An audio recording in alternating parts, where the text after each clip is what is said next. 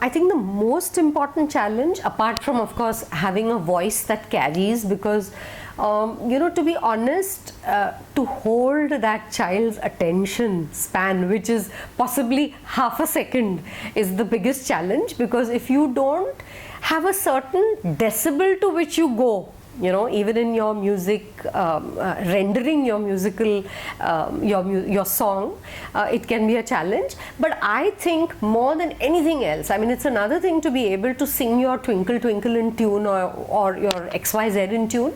It's that connect. I think there has to be a huge connect between you and that child.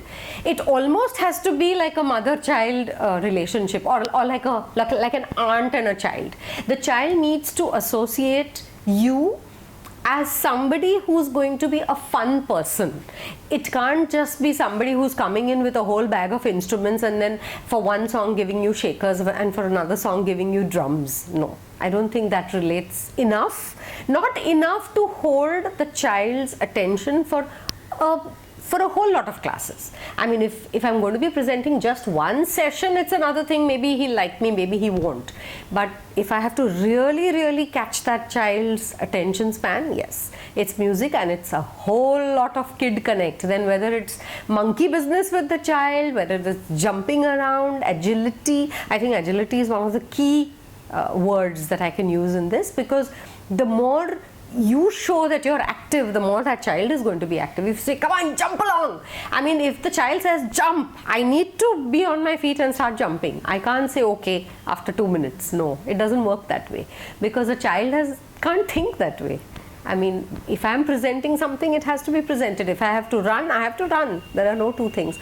So for me, I feel the biggest challenge would be a child connect. For that, of course, you need to be in love with kids. You need to be in love with teaching to begin with, because only to be in love with teaching can give you that connect, because you then know how to handle that class. And it's not, as you are aware, just a one-on-one class. It has to do with a whole lot of other children, a whole lot of other moods. Every child is different, You have quiet children, you have noisy children, you have rowdy children, you have crying children.